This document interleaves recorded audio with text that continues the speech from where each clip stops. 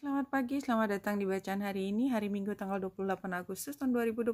Selamat datang di bacaan harian, bacaan umum untuk semua zodiak. Ambil hanya jika resonate, silakan lihat description box di bawah video ini untuk rangkuman bacaan hari ini.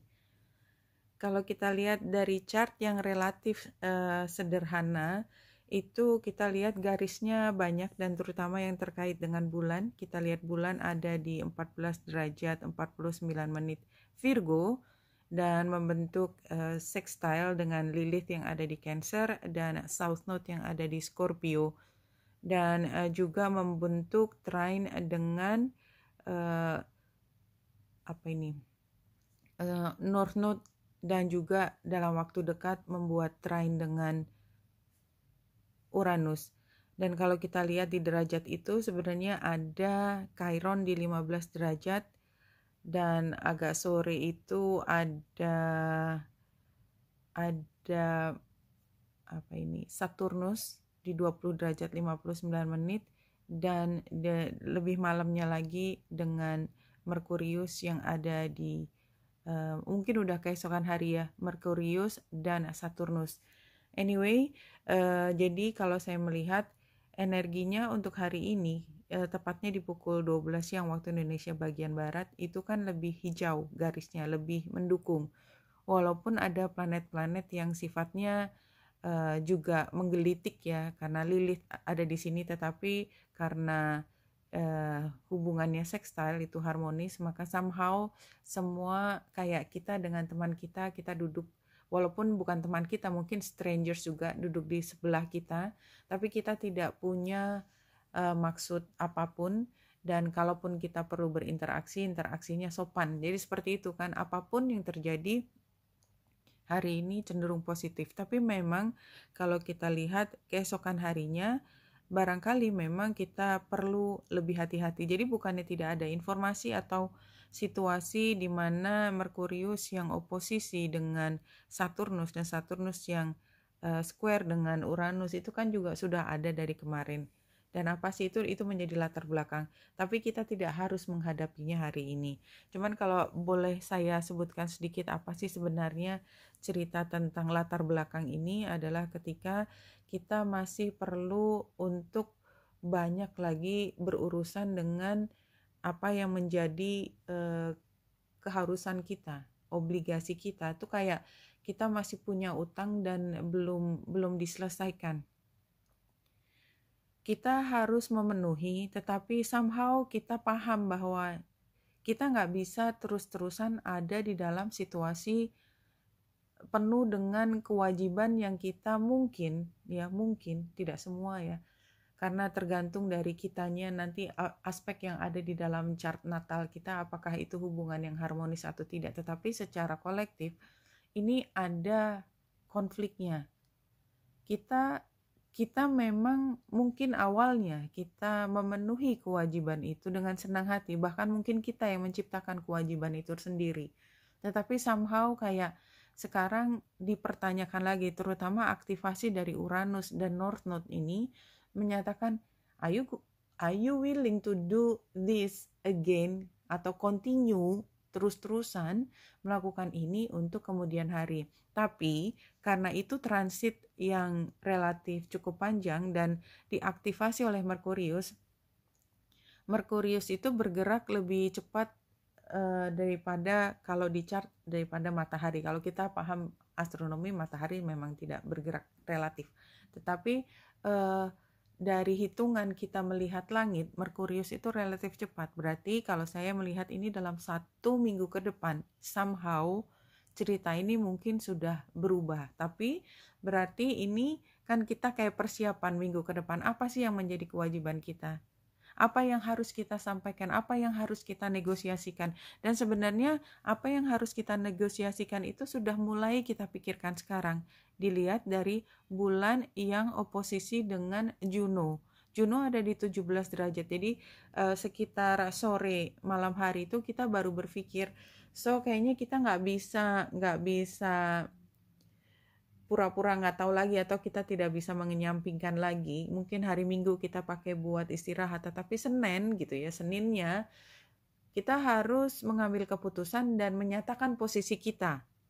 Nah, itu yang kita pikirkan hari ini. Tapi kalau menurut saya tetap aja semaksimal mungkin gunakan waktu hari Minggu ini untuk kita tenang dulu. Karena apapun yang menjadi keputusan itu nggak ada keputusan kecil ya, semuanya keputusan besar dan keputusan yang memberi waktu kita cukup panjang. Jadi kan kita nggak perlu buru-buru, tetapi bukan berarti kita mengabaikan. Dan kalau kita menyadari bahwa keputusan ini harus diambil cepat atau lambat, maka sebenarnya proses itu sudah mulai berlangsung. Oke, kalau satu kartu dari Rumi, komitmen, ya, exactly. Sebenarnya itu. Jadi komitmennya itu yang dicari. Kalau memang kewajiban itu merupakan satu hal yang kita inginkan, nggak ada yang berat kan? Nggak ada yang berat. Kecuali kalau kita masih punya keberatan. Dan kalau kita masih punya keberatan, kita harus tahu apa yang membuat kita masih merindukan hal lain. Karena kalau kita masih merindukan hal lain, maka kita tidak akan mampu sepenuhnya komit. The awakened heart is like a lantern. Ya, hati yang sudah bangun, hati yang sudah tahu persis apa yang diinginkan. Keep it sheltered. Pastikan dia aman ya. Keep it sheltered. Dilindungi from the turbulence of the winds of desire. Karena komitmen itu yang musuhnya atau yang membuatnya menjadi uncommit gitu ya, itu adalah keinginan kita untuk hal lain.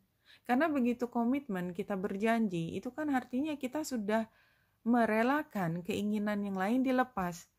Relakah kita melepaskan? Itu sepertinya pertanyaan hari ini. Relakah kita melepaskan sesuatu untuk komit pada sesuatu? Mungkin ada hal besar yang kita peroleh dari komitmen ini, tetapi dengan demikian kita tidak mungkin memiliki semua. Ada keinginan lain yang kemudian menjadi dianulir dengan kita berkomitmen pada satu hal. Oke, jadi kalau kartu hari ini kan sebenarnya take it easy dulu ya, karena gambar komunikasi yang ringan ini memang kita sudah mulai menyentuh, sudah mulai berpikir tentang ini, mendiskusikan, berdialog, apapun. Tetapi ini adalah proses yang panjang, tidak harus ambil keputusan hari ini. Pada akhirnya nanti gambar lili di kanan menunjukkan bahwa komitmen itu tadi. Ini adalah satu hal yang sudah berproses cukup panjang. Ini adalah hal yang memang menjadi passion kita. Dan kita komitmen untuk hal tersebut. Oke. Ini satu kartu yang jumping, abundance, ya mungkin ada kaitannya dengan pekerjaan. Kemudian di sini ada synchronicity, ini mungkin sudah waktunya. Your prayers and questions are being answered by synchronicity events. Notice them in order to increase their flow. Ya, jadi kayaknya sih memang somehow udah jodoh aja tanda petik ya. Apa yang menjadi kebutuhan kita udah dipenuhi perlahan-lahan. Di sini 3 kartunya ada The Diamond Dreams, Material Wealth Through Prosperity. Kayaknya ya ini terkait dengan abundance tadi ya. Dan ini penggambarannya genie ya. Jadi dreams come true banget kan ini. Dan terkait dengan kekayaan. Material wealth dan prosperity memang untuk kita. The Swan King adalah transformasi, intuition, and patience. Jadi kita memang sudah menginginkan sejak lama hal ini ya, apapun terkait abundance. Dan ini adalah kita mengupayakan, kita jalan ke arah situ, perkara itu sudah di tangan atau tidak. Dan ini the near future-nya adalah the Rainbow Prince, compensation, perseverance. Jadi ini adalah hadiah dari apa yang sudah kita upayakan. Jadi ini semua adalah tentang keinginan, mengupayakan komitmen dan mendapatkan apa yang menjadi upaya tersebut. 4 kartu dari tarotnya, go directly. Oke. Queen of Pentacles again ya. Ini menghargai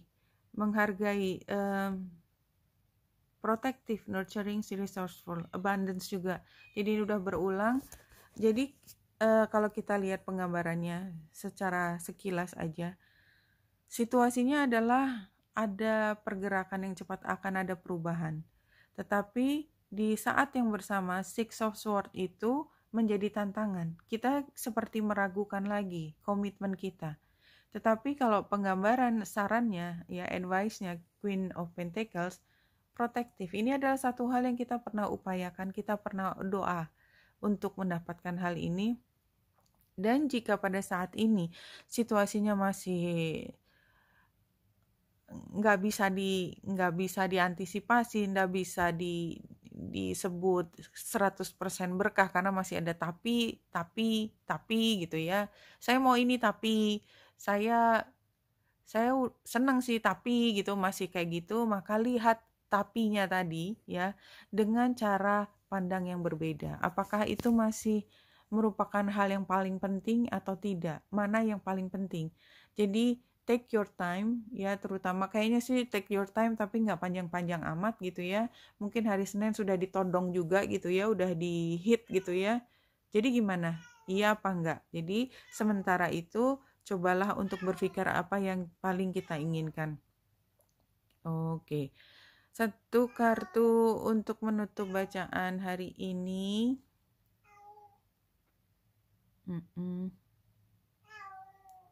You cannot get to where you want to go by hating where you are. Ya, jadi ini kembali lagi. Kita menginginkan untuk pergi ke satu tempat. Ya, ini sebenarnya sama dengan ini kalau menurut saya, tapi letaknya di tantangan. Kita tuh ingin pergi ke satu tempat karena kita benci tempat ini, ya. Tapi itu adalah alasan yang salah. Kalau kita ingin pergi ke satu tempat, itu bukan karena kita benci tempat ini, tetapi karena kita memang ingin ke arah sana. Beda ya, beda. Jadi bukan melarikan diri dari tempat yang ada sekarang, tetapi kita sedang menuju cita-cita saya. Bedakan ya, dan itu hanya bisa dihayati. Jangan kalau kita masih terus mengatakan habis di sini gini sih, habis di sini gitu ya, tapi gini segala macam, itu artinya kita belum berdamai. Dan kemanapun kita pergi dengan situasi yang masih kacau balau, dijamin di tempat yang baru kacau balaunya itu nggak akan hilang karena itu ada di dalam inti diri kita. Selama kita belum get rid of apapun yang menjadi konflik itu, dia akan mengikuti kemanapun kita pergi. Oke, Wanita Indra Sari sini semoga membantu. Salam hati dan cahaya.